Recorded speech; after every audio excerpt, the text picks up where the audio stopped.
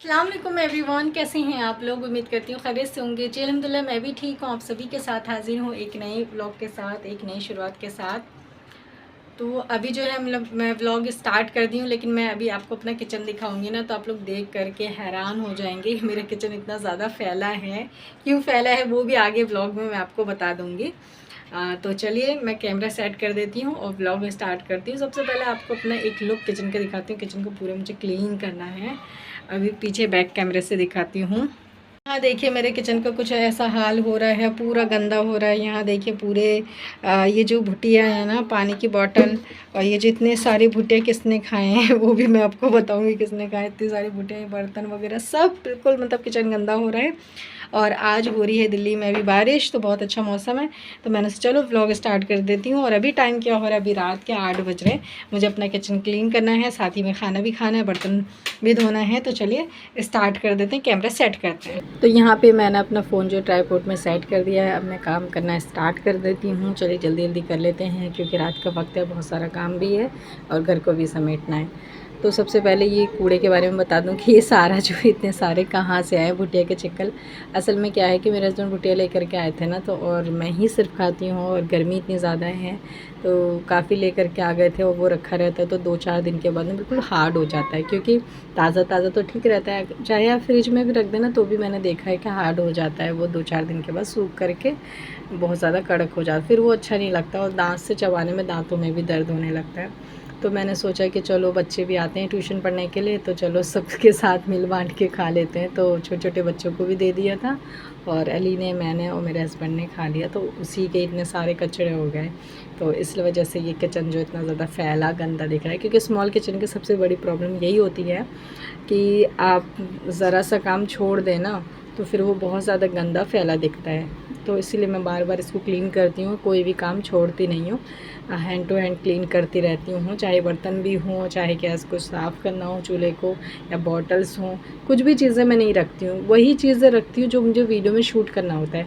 अगर जो चीज़ें मुझे शूट नहीं करनी होती, कितनी सारी चीज़ें तो ऐसी है जो वीडियो में मैं शूट नहीं करती हूँ, क्योंकि वीडियो शूट करने के लिए मेरे साथ क्या है कि मुझे पूरा हिजाब वगैरह करना होगा। ऐसा तो नहीं है कि मैं बिना हिजाब के वीडियोस बना रही हूँ। तो चलो जो भी चीज़ें मैं कर रही हूँ वही कैमरा सेट किया, वो चीज़ शूट करना स्टार्ट कर दिया। तो कई बार ऐसा होता है कि बहुत सारी चीज़ें मैं शूट नहीं कर पाती हूँ। बहुत सारे अच्छे अच्छे टॉपिक होते हैं, बहुत सारी अच्छी अच्छी चीज़ें होती हैं जो शेयर भी नहीं कर पाती हूँ आपसे, लेकिन वो मिस हो जाता है इसी वजह से।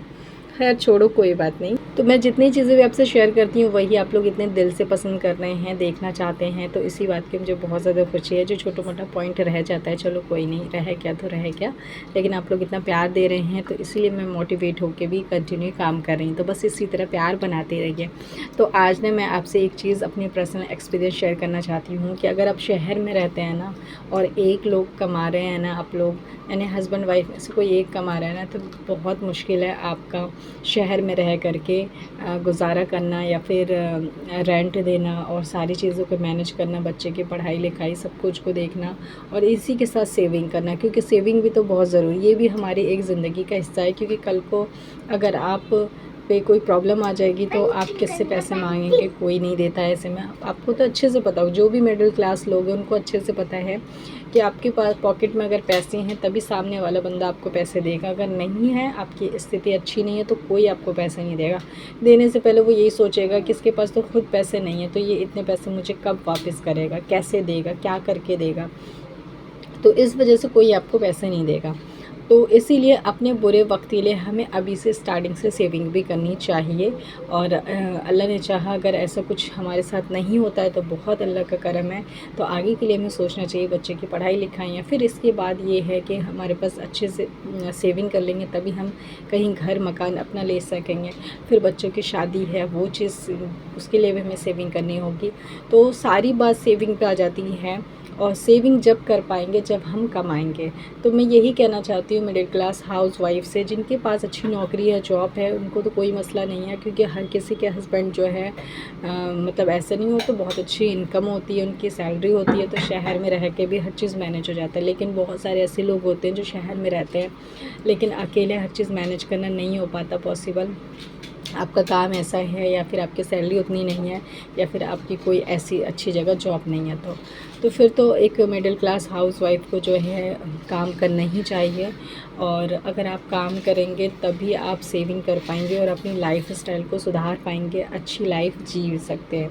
अगर आप नहीं करेंगे ना, एक लोग कमा रहा है सब बैठ के खा रहे हैं ना, तो कुछ नहीं हो पाता। बल्कि कभी कभी आपको ऐसा भी होगा कि आपको खाना भी हो सकता है नसीब ना हो, या फिर कभी आपको किसी चीज़ की नीड हो तो वो चीज़ भी आपको नहीं मिले।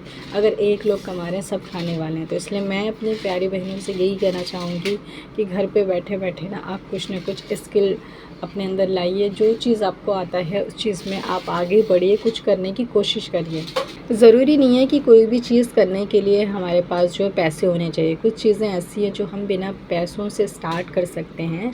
वैसे इंशाअल्लाह ताला मैं आगे वीडियोस में आपसे टॉपिक और सारी चीज़ भी शेयर करूँगी डिटेल में, अगर आपको इन सब में इंटरेस्ट है तो इंशाअल्लाह ताला आप भी अपनी लाइफ स्टाइल को सुधार सकते हैं। जैसे कि मैं अगर अपनी बात बताऊं तो मैं जो है इतने ज़्यादा का तो ट्यूशन नहीं पढ़ाती हूं, और अभी तो फ़िलहाल छुट्टियां चल रही हैं तभी नहीं है बच्चे, लेकिन मैं फिर भी पढ़ाती हूँ। मेरे हस्बैंड बोलते भी हैं कि इसकी क्या ज़रूरत है, लेकिन मैं उनसे यही कहती हूँ कि नहीं, कुछ ना कुछ करना चाहिए इंसान को लाइफ में अपने। और जब मैंने पढ़ाई कर रखी है, अपनी स्टडी कर रखी है, तो इससे मुझे भी कुछ तो फ़ायदा होना चाहिए। तो मैं ज़्यादा बच्चों को तो नहीं पढ़ाती हूँ क्योंकि हमारा कमरा इतना बड़ा नहीं है और यहाँ पे इतना अलाउ भी नहीं है ट्यूशन मतलब पढ़ाना। इतने बच्चों को हम नहीं पढ़ा सकते हैं। मतलब इतने बच्चों को अगर हम पढ़ाएंगे तो हमें जैसे कोचिंग का जैसे रेंट होता है ना वो देना पड़ेगा, या फिर हमें अलग से कमरा लेना पड़ेगा। तो इतने बच्चे भी नहीं हैं, अलग से कमरा ले लेंगे तो फिर हम उसका किराया कहाँ से देंगे। तो इस वजह से जो मैं थोड़े ही बच्चों को पढ़ाती हूँ, लेकिन मैं ज़रूर पढ़ाती हूँ। तो मेरे हस्बैंड बहुत बार मना भी करें, लेकिन मैं बोलती हूँ कि नहीं, जो चीज़ मुझे आती है तो चाहे वो मुझे याद रखने के लिए या फिर मैं उसमें और बेहतर होना चाहती हूँ उसके लिए, लेकिन मैं पढ़ाती हूँ। मुझे शौक़ है, अच्छा भी, और कुछ पैसों की इनकम भी हो जाती है और वो पैसे मेरे सेविंग भी हो जाते हैं। तो इसलिए मैं ट्यूशन पढ़ाती हूँ। इसी तरह जो चीज़ आपको आती है, आपको सिलाई आती है, देखो मुझे भी सिलाई आती है, लेकिन सिलाई जो मेरे हस्बैंड हैं तो जो भी काम आता है तो मेरे हस्बैंड कर लेते हैं। अगर जैसे उनको नहीं आता तो ज़ाहिर सी बात है कि मैं ही करती, वो कपड़े को मैं ही सिलती। लेकिन जैसे कि उनको आता है तो कपड़े वही सिलते हैं। मेरे पास अभी इतना टाइम भी नहीं होता क्योंकि ट्यूशन वगैरह में पढ़ाती हूँ, फिर वीडियो यूट्यूब पर एडिट करना, अपलोड करना, ये भी एक बहुत बड़ा ज़िम्मेदारी है, काम है, और इससे भी इतना टाइम नहीं मिलता है। इसीलिए तो मैं वो जो है सिलाई नहीं कर पाती हूँ। लेकिन अगर मुझे फ़ुर्सत होता तो मैं सिलाई भी करती, ट्यूशन भी करती। अगर मेरे हस्बैंड को नहीं आता तो खैर उनको आता है तो मुझे हेल्प बहुत ज़्यादा मिल जाती है। इसी तरह की छोटी छोटी चीज़ें हैं जो आपको आती होंगी, तो आप उस चीज़ में जो है आगे बढ़िए और अपना काम स्टार्ट करिए। क्योंकि शहर में रह के एक लोग कमा रहे हैं, 10 लोग खा रहे हैं, तो गुजारा नहीं होता है, और कुछ पैसे की आप सेविंग भी नहीं कर पाएंगे और हालात भी नहीं सुधर पाएंगे आपके कभी भी। ठीक है, तो बस मैं यही एडवाइस करूँगी अपनी बहनों से कि जो चीज़ आता है उसमें आगे बढ़िए, अल्लाह से दुआ करिए, इंशाअल्लाह अल्लाह पाक आपको कामयाब करेगा। आपके मकसद में इरादे नेक रखिए और मेहनत करते जाइए। देखिए मेहनत का फल ना आज ना कल आपको अल्लाह पाक ज़रूर देता है, तो इसीलिए मेहनत करते रहिए। किसी भी चीज़ में आप मेहनत करिए। और एक चीज़ आप अपने दिमाग में डाल लीजिए कि आप कोई भी काम कर रहे हैं ना, कभी भी किसी के बारे में नहीं सोचेंगे वो क्या कहेगा, वो क्या कहेगा, वो क्या कहेगा। जब तक आप सोचते रहेंगे कि वो ऐसा कहेगा, वो ऐसा कहेगा, वो ऐसा कहेगा, तब तक आप आगे नहीं बढ़ पाएंगे। इसीलिए इन सारी चीज़ों को छोड़िए, क्योंकि जब आप पे प्रॉब्लम आती है ना तो कोई आपकी मदद करने नहीं आता है। जो लोग आपको एडवाइस दे रहे होते हैं वो आपकी मदद कभी नहीं करते हैं। इसीलिए अपने दिमाग में ये चीज़ बिठा लीजिए कि जब कोई मदद हमारी प्रॉब्लम में नहीं करता है तो हम उसकी एडवाइस मान करके क्यों हम उसकी बात सुने और अपना काम स्टार्ट नहीं करें, हम आगे नहीं बढ़े अपनी ज़िंदगी में। ठीक है, तो अपनी ज़िंदगी में आगे बढ़िए, लाइफ स्टाइल को अच्छी करिए। बस आज के इस ब्लॉग में इतना ही। अल्लाह हाफ़िज़। अपनी अपनी फैमिली का ख्याल रखिएगा।